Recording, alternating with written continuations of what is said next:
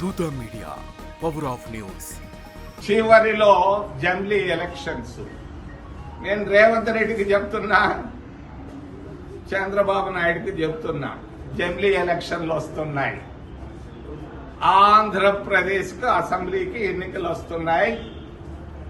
మరి తెలంగాణకు కూడా అసెంబ్లీ ఎన్నికలు వస్తున్నాయి. నేను ఢిల్లీకి వచ్చాను, అటు ఇటు తిరిగితే మొత్తం తెలిసిపోయింది.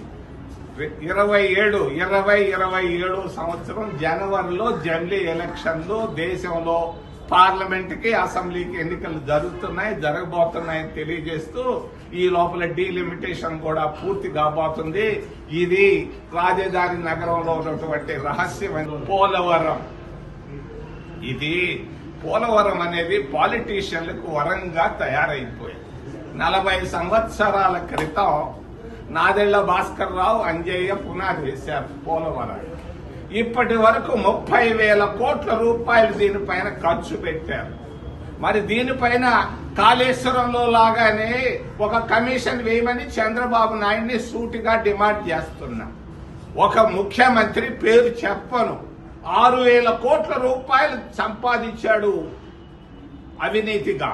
దీనిపైన విచారణ జరిపించాలని చంద్రబాబు నాయుడిని మరి రాజధాని ఢిల్లీ నుంచి డిమాండ్ చేస్తున్నా. మరి ఉక్కు ఫ్యాక్టరీ, ఇందిరాగాంధీ విశాఖ ఉక్కు ఆంధ్రుల హక్కు అని పోరాటం చేస్తే ఇందిరాగాంధీ వచ్చి పునాది రాయి వేసింది. కాంగ్రెస్ పార్టీ విశాఖ ఉక్కు ఫ్యాక్టరీని ప్రారంభించింది. విశాఖ ఉక్కు ఫ్యాక్టరీకి కావాల్సింది రుణాలు, అప్పులు కాదు, క్యాప్టివ్ మైన్స్ కావాలి. ఈ రోజు ఉన్నటువంటి బళ్ళార్లో ఉన్నటువంటి ఇనప ఖనిజంలో వాళ్ళకి ఇవ్వాలి, ఒక మైన్ ఇవ్వాలి. అంతేకాదు అక్కడ ఉన్నటువంటి జార్ఖండ్ లో ఉన్నటువంటి బొగ్గు గనులు ఇవ్వాలి. కిషన్ రెడ్డి మైన్స్ కు మంత్రి. దీన్ని చేయవయా కిషన్ రెడ్డి, ఒట్టొట్టి మాటలు చెప్తుంటావు హైదరాబాద్ ఢిల్లీలో కూర్చొని.